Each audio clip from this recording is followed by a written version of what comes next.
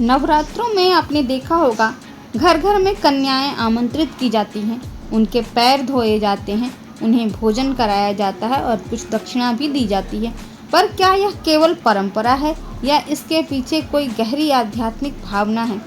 कन्या भोजन दरअसल वो पूजा है जो शब्दों से नहीं, संवेदनाओं से होती है, भावनाओं से होती है। सनातन धर्म कहता है, यत्र नार्यस्तु पूज्यन्ते रमन्ते तत्र देवता। जहाँ नारी की पूजा होती है, सम्मान होता है, वहाँ देवता वास करते हैं। और कन्या वो तो नवदुर्गा का साक्षात रूप होती हैं, बाल्यावस्था में निष्कलंक, निर्दोष और पूर्ण ऊर्जा से युक्त। जब आप एक कन्या को श्रद्धा से बुलाते हैं, उसे पूजन कराते हैं, तो आप देवी को तृप्त करते हैं। देवी भागवत पुराण में बताया गया है, नवरात्रों में नव कन्याओं का पूजन 9 रूपों की पूजा के बराबर होता है। कुमारियों को क्रमशः शैलपुत्री, ब्रह्मचारिणी, चंद्रघंटा से लेकर सिद्धिदात्री तक का रूप माना गया है। हर कन्या एक शक्ति होती है, एक संभावना होती है, एक आशीर्वाद होती है और उन्हें सम्मान देना स्वयं को आशीषने जैसा होता है। कन्याओं को भोजन कराना कोई आयोजन नहीं है, यह तो आत्मिक समर्पण होता है भक्ति का, शक्ति के प्रति। जब आप उनके पैर धोते हैं तो आप उनके भीतर स्थित शक्ति को प्रणाम करते हैं।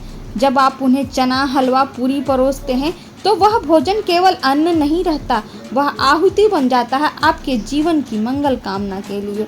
देवी पूजन केवल मंदिर में नहीं होता है, वह तब पूर्ण होता है जब आप कन्याओं के चरणों में विनम्रता से झुकते हैं, जब आप कन्याओं का सम्मान करते हैं। शक्ति केवल शस्त्र में नहीं होती है, वो कन्या में भी होती है। जब वो मातृभाव में होती है तब वह कोमल होती है, और जब वो शक्ति भाव में होती है तो उससे कठोर फिर कोई नहीं हो सकता। कन्या भोजन को आप केवल भोजन से जोड़कर मत देखिए, और केवल परंपरा भी नहीं है, यह माँ देवी की पूजा है, देवी के नव रूपों की पूजा है, उनकी शक्ति का आवाहन है और उनकी शक्ति का सम्मान भी है।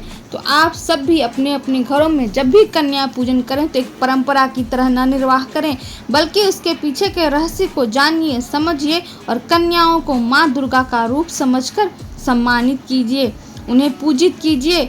और सदैव ये सम्मान भाव केवल दुर्गा पूजा में नहीं होना चाहिए, सदैव रहना चाहिए। ये जो नव रूप हैं माँ दुर्गा के, वो लक्ष्मी भी हैं, काली भी हैं, सरस्वती भी हैं। तो आप अपने घर की कन्याओं में इन रूपों का ही निरूपण कीजिए। वीडियो अच्छा लगे तो चैनल को सब्सक्राइब अवश्य कीजिएगा और लाइक शेयर भी कर दीजिएगा वीडियो को। नमस्कार।